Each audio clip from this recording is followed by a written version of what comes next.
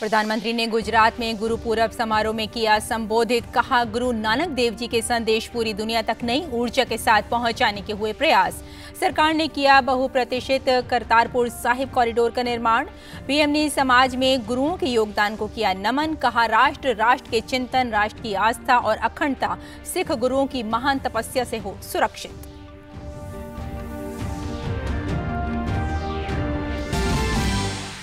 PM ने एक भारत श्रेष्ठ भारत मंत्र के तहत एक नए समर्थ भारत का पुनरुदय को बताया आज के भारत का लक्ष्य और कहा, आज देश की नीति है हर गरीब की सेवा, हर वंचित को प्राथमिकता।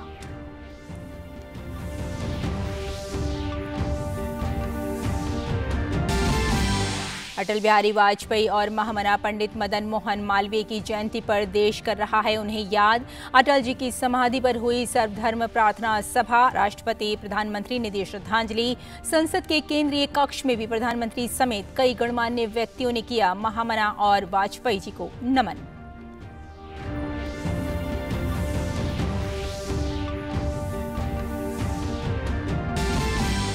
सुशासन दिवस पर गृह मंत्री ने विज्ञान भवन में कार्यक्रम को किया संबोधित। कहा, प्रशासन में नीचे एक पहुंचा है सुशासन का विचार। गृह मंत्री ने विपक्ष पर साधा निशाना। कहा, पहले योजना में आंकड़े तय होते थे, आज समस्या को खत्म करने की होती है कोशिश। सरकार लोगों को अच्छे लगने वाले फैसले नहीं बल्कि लोगों के लिए अच्छे के लिए ले रही है फैसले।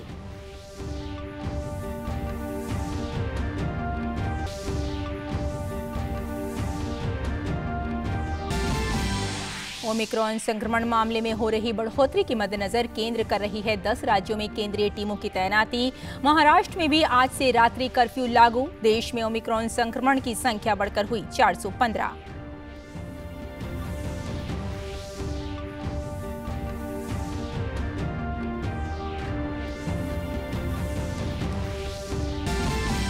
जम्मू कश्मीर के शोपियां में सुरक्षा बलों ने लश्कर ए तैयबा के 2 आतंकी किए ढेर। हथियार और गोला बारूद बरामद।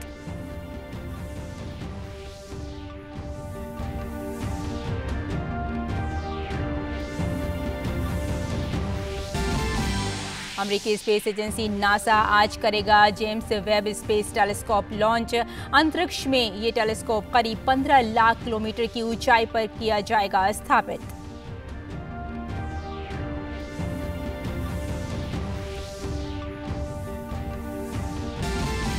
और दुनिया भर में मनाया जा रहा है क्रिसमस का त्यौहार। गिरजाघरों में विशेष प्रार्थना सभा का आयोजन। राष्ट्रपति, उपराष्ट्रपति और प्रधानमंत्री ने देशवासियों को दी शुभकामनाएं।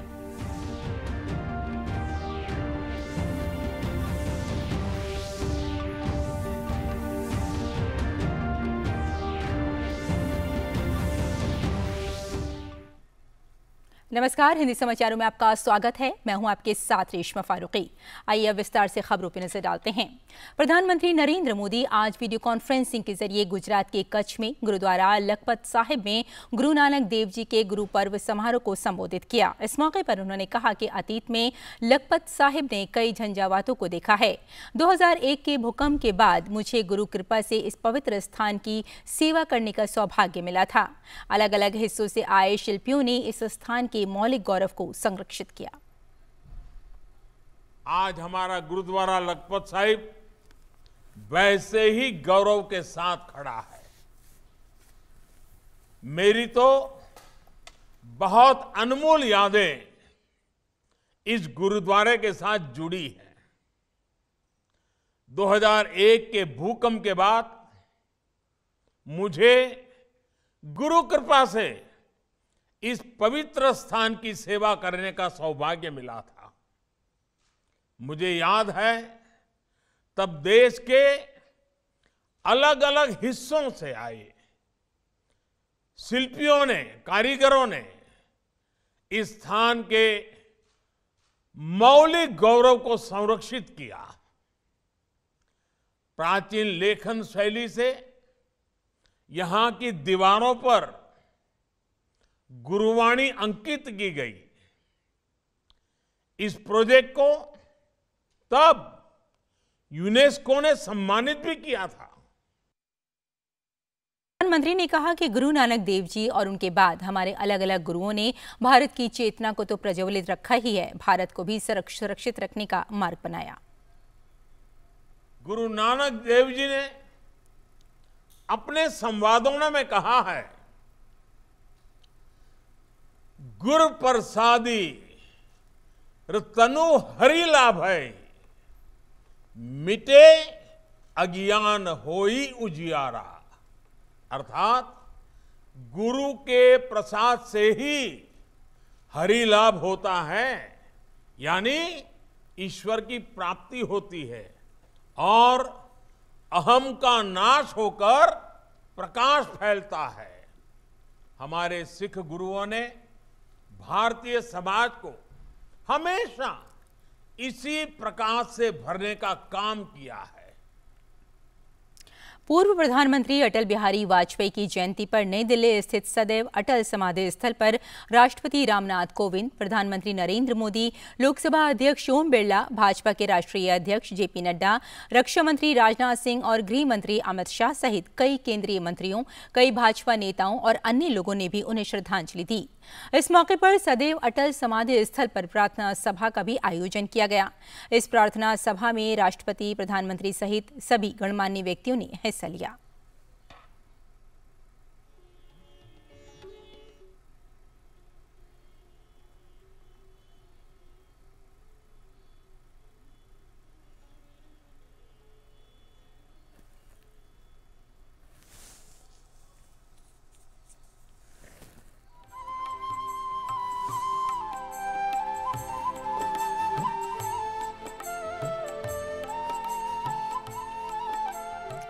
भारत रत्न पूर्व प्रधानमंत्री स्वर्गीय अटल बिहारी वाजपेयी जी की समाधि स्थल सदैव अटल पर आज दिव्यांग कलाकार चंद्रवीर ने भजन पेश किए।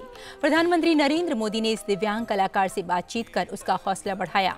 क्या बातें हुई पीएम और चंद्रवीर के बीच, हमारे संवाददाता ग्रीश निशाना ने जाना खुद चंद्रवीर से।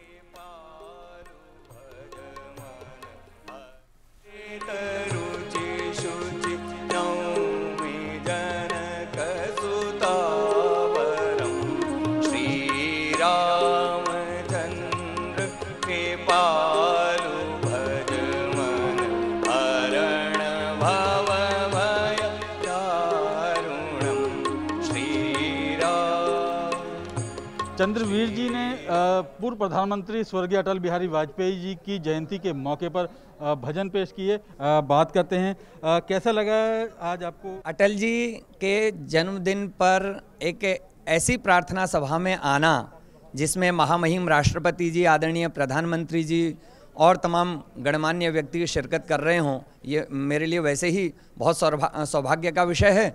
लेकिन उस प्रार्थना सभा में मुझे अपने उस नेता को श्रद्धांजलि, स्वरों के माध्यम से श्रद्धांजलि देने का अवसर मिला जिनको मैं आज तक अपना आदर्श मानता हूँ। उनके बोलने को, उनकी कविताओं को और उनकी सोच को हर स्थिति में आदर्श मानता हूँ। तो मेरे लिए बहुत गौरव का विषय है इस अवसर पे। आज प्रधानमंत्री जी खुद उठकर आपके पास आए, आपसे बात की, क्या बातें हुई आपकी?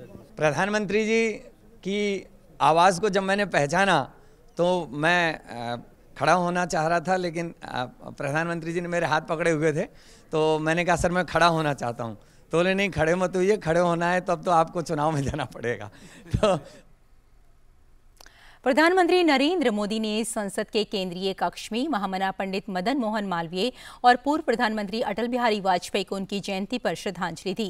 इस मौके पर लोकसभा अध्यक्ष ओम बिरला सहित अन्य नेता भी मौजूद थे।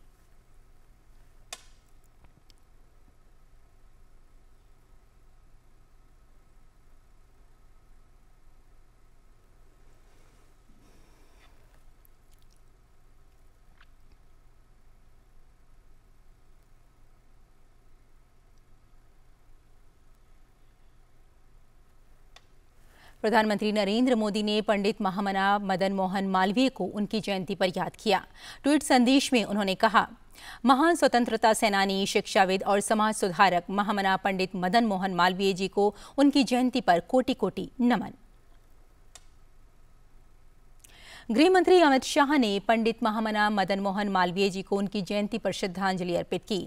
गृह मंत्री ने ट्वीट करके कहा कि कि महामना पंडित मदन मोहन मालवीय जी भारतीय संस्कृति के साक्षात प्रतिबिंब थे। मालवीय जी का मानना था कि भारत न सिर्फ पराधीनता की बीड़ियों से मुक्त है, एक स्वाधीन राष्ट्र बने, बल्कि हम एक ऐसे शिक्षित और प्रगतिशील राष्ट्र को भी निर्माण करें जो पूरे विश्व को नेतृत्व कर सके। केंद्रीय गृह मंत्री अमित शाह ने पूर्व प्रधानमंत्री अटल बिहारी वाजपेयी की जयंती पर नई दिल्ली में आयोजित सुशासन दिवस के कार्यक्रम में हिस्सा लिया। इस मौके पर अमित शाह ने गुड गवर्नेंस इंडेक्स 2021 का विमोचन किया, जिसमें गुजरात शीर्ष स्थान पर है। इसके अलावा अमित शाह ने CCS पेंशन रूल्स 2021 पुस्तिका का भी विमोचन किया।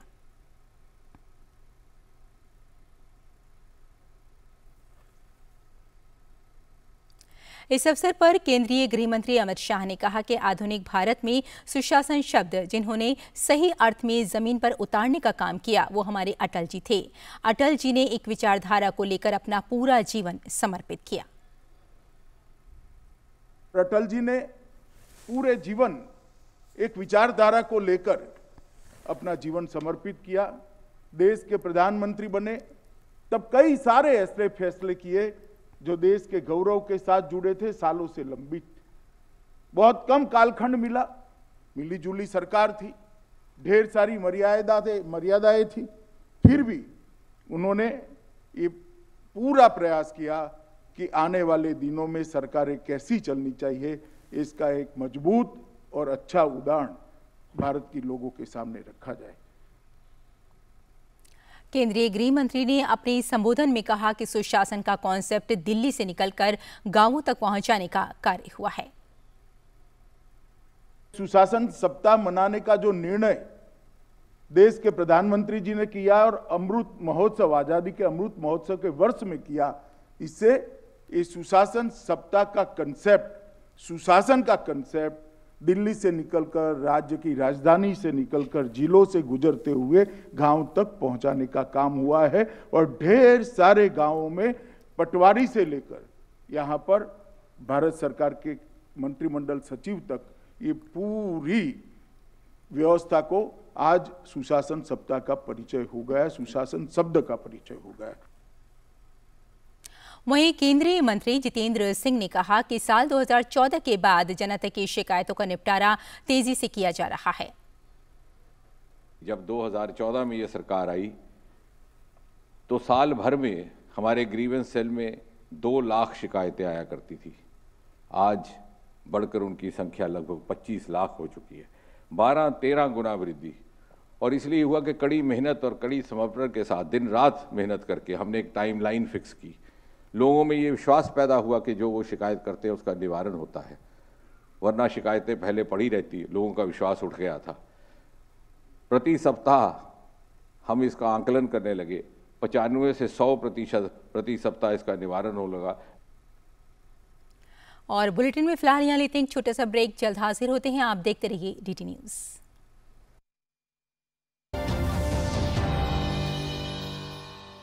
हर जोखिम से निकल कर फसल आए, सुरक्षित हो जाए। फसल बीमा से हर किसान अब आत्मनिर्भर हो जाए। अब सूखा पड़े या बाढ़ आ जाए, कोई डर नहीं। अब ओले पड़े या कीट पतंगे फसल खा जाए, कोई फिक्र नहीं। अब कैसी भी आपदा हमारी फसल पे आ जाए, क्षति होने पर हमारे दावों का उचित भुगतान मिलता है, क्योंकि हमने लिया है प्रधानमंत्री फसल बीमा। बुआई से फसल कटाई तक हर जोखिम का दावा, न्यूनतम प्रीमियम पर अधिकतम भुगतान का वादा। योजना से हर साल जुड़ रहे हैं 5 करोड़ से ज्यादा किसान। अब आपकी है बारी। नजदीकी कृषि कार्यालय, सहकारी समिति, बैंक शाखा, अधिकृत बीमा कंपनी या जन सेवा केंद्र में स्वेच्छा से करा सकते हैं पंजीकरण। फसल बीमा पोर्टल या फसल बीमा ऐप द्वारा भी किया जा सकता है पंजीकरण। प्रधानमंत्री फसल बीमा योजना, आपकी फसलों का संपूर्ण सुरक्षा कवच। कृषि एवं किसान कल्याण मंत्रालय, भारत सरकार। आज ही लाए नए वर्ष की पहली जरूरत लाला राम स्वरूप जबलपुर का राम नारायण पंचांग, ट्रेडमार्क नंबर 707172। आज ही लाए नए वर्ष की पहली जरूरत लाला राम स्वरूप जबलपुर का राम नारायण पंचांग, ट्रेडमार्क नंबर 707172। ब्रेक के बाद एक बार फिर आपका स्वागत है।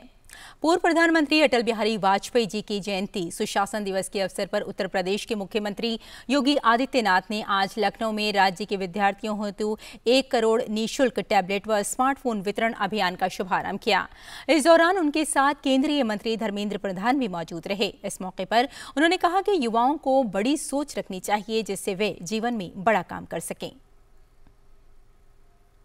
अटल जी का पूरा जीवन लोक कल्याण के लिए था, राष्ट्र कल्याण के लिए था और युवाओं के लिए तो उन्होंने एक नई प्रेरणा ही दी थी।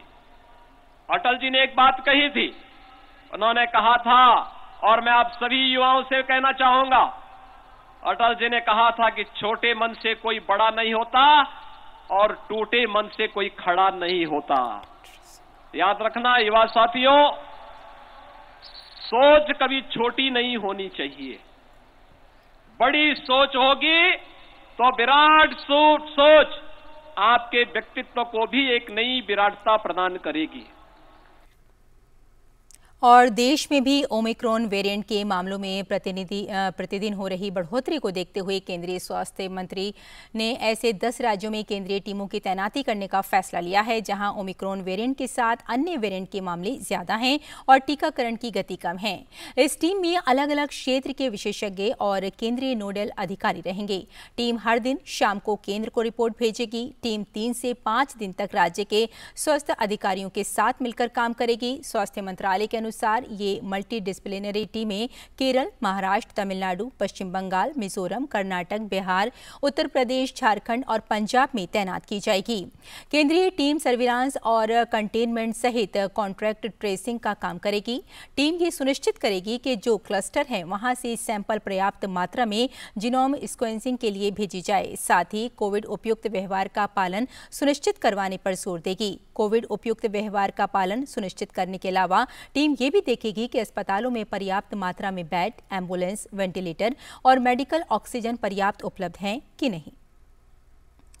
और देश भर में ओमिक्रॉन वेरिएंट के अब तक 415 मामले सामने आ चुके हैं। सबसे ज्यादा प्रभावित राज्यों में महाराष्ट्र और दिल्ली शामिल है। अच्छी बात यह है कि देश के 17 राज्यों में सामने आए करीब 415 मरीजों में से 115 ठीक हो चुके हैं, यानी इस संक्रमण से लोग जल्दी ठीक भी हो रहे हैं।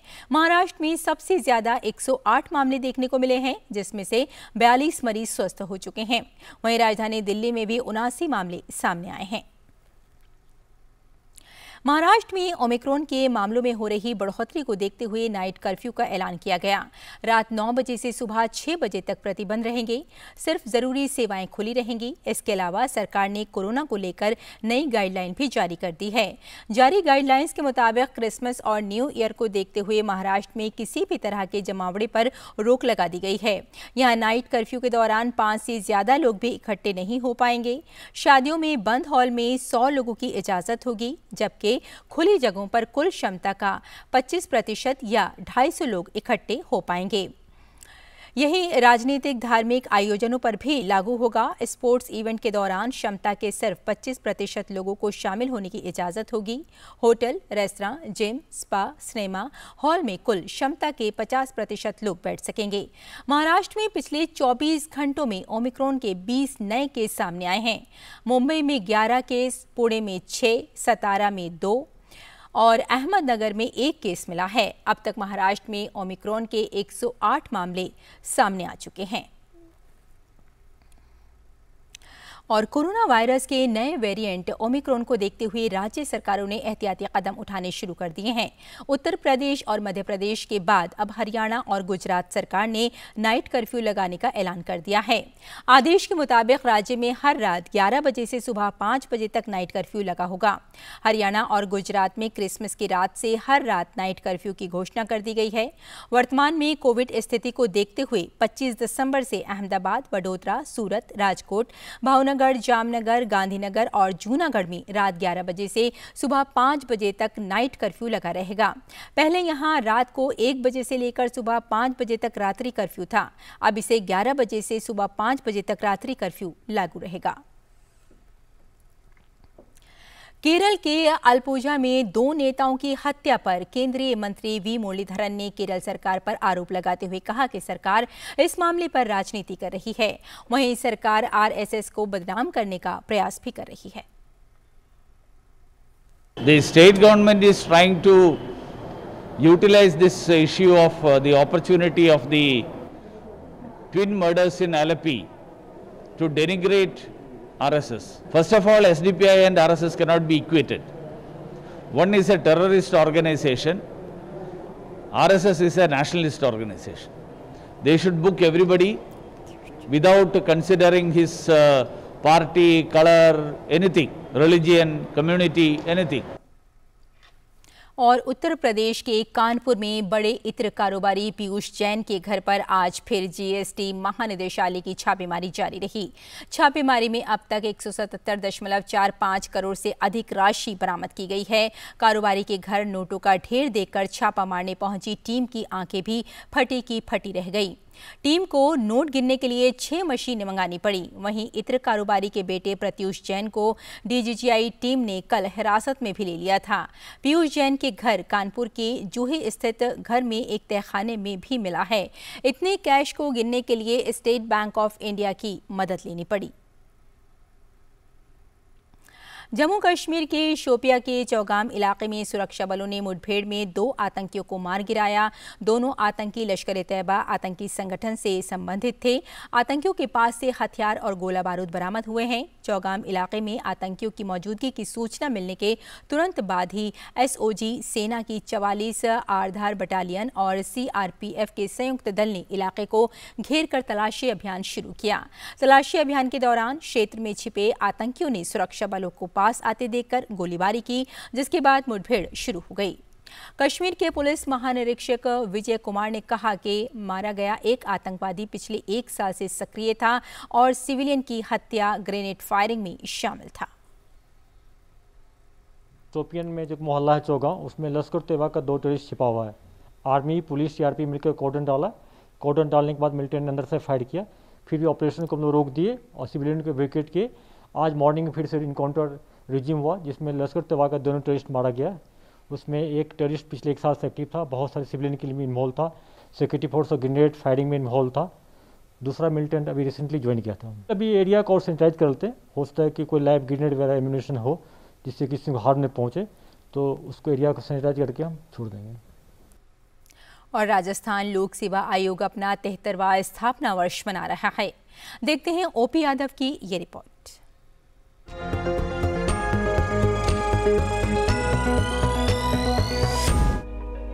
ये नजारा है राजस्थान लोक सेवा आयोग के 73वें स्थापना दिवस का।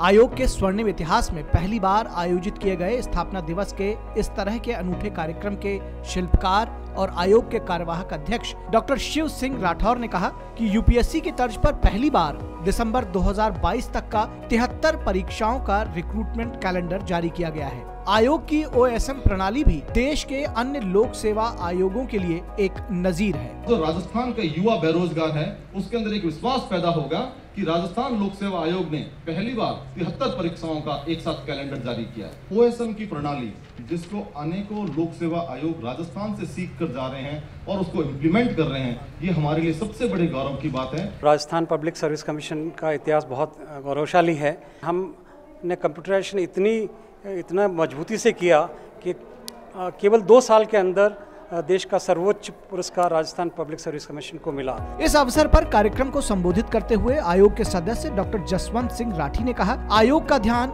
नियमित परीक्षाओं का आयोजन कर निष्पक्ष तरीके से कार्य करना है। वहीं अन्य सदस्य बाबूलाल कटारा ने कार्यक्रम के आयोजन पर खुशी जताई, तो रामू राम रायका ने समय पर परिणाम देने की प्रतिबद्धता जताई। पूरी क्षमता और प्रतिबद्धता के साथ भर्ती व चयन प्रक्रिया जैसे संवेदनशील और चुनौतीपूर्ण कार्य को निष्पादन नियमित रूप से कर जन अपेक्षाओं पर खरा उतरने का प्रयास किया है। जो शेड्यूल बनाया है उस शेड्यूल के अनुसार एग्जाम होने चाहिए, रिजल्ट निकलने चाहिए और इंटरव्यू होने चाहिए। इसके लिए जो मैन पावर है, इसमें एक्स्ट्रा मैन पावर की जरूरत है। बड़ी खुशी है, अधिकारियों में भी खुशी है, कर्मचारियों में खुशी है, हमारे कमीशन में भी खुशी है कि जिस चीज की स्थापना हुई उसको तो हर साल याद करना चाहिए।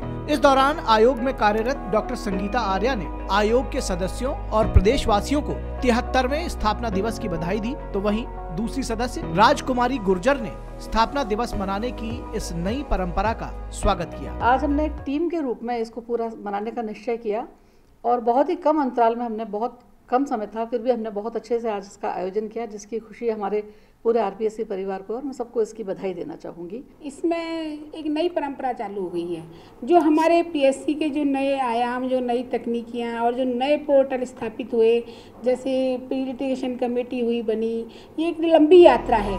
इस अवसर पर पुलिस बैंड की मधुर धुनों के प्रदर्शन के साथ आयोग के इतिहास पर आधारित एक डॉक्यूमेंट्री फिल्म भी दिखाई गई। गौरतलब है कि राजस्थान लोक सेवा आयोग की स्थापना 22 दिसंबर 1949 को हुई थी और इसके पहले अध्यक्ष डॉक्टर SK घोष थे। इस कार्यक्रम में राजस्थान लोक सेवा आयोग के पूर्व अध्यक्ष HK गोरान, श्याम सुंदर शर्मा, RD सैनी और BM शर्मा सहित पूर्व व वर्तमान सदस्य मौजूद रहे। अपने गौरवशाली इतिहास का 73वां स्थापना दिवस मना रहा राजस्थान लोक सेवा आयोग देश की सेवा में महत्वपूर्ण योगदान लगातार देता आया है।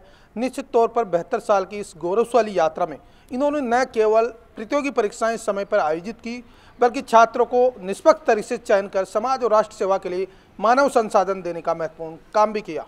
OP Yadav, DD news, Ajmer.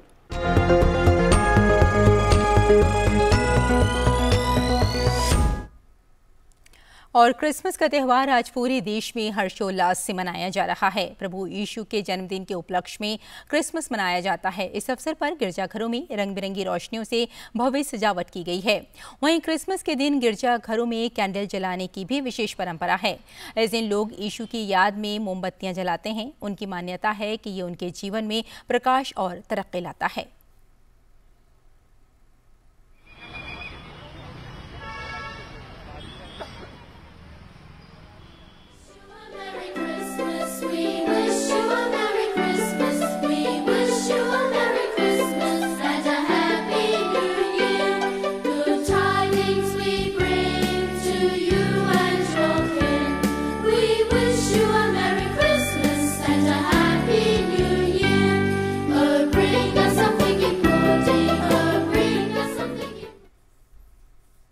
और आज़ादी का अमृत महोत्सव के तहत आज से 2 जनवरी 2022 तक चंडीगढ़ में स्क्रॉल की पेंटिंग हेतु कला कुंभ कलाकार कार्यशालाओं का आयोजन किया जा रहा है। 75 मीटर के 5 स्क्रॉल तथा भारत की स्वदेशी कलाओं की चित्रित करने वाले अन्य महत्वपूर्ण चित्रों को तैयार करने के लिए इसका आयोजन हो रहा है। देश के विभिन्न स्थानों के लगभग 250 कलाकार भारत के स्वतंत्रता आंदोलन के गुमनाम नायकों के वीरतापूर्ण जीवन और संघर्षों को चित्रित करेंगे।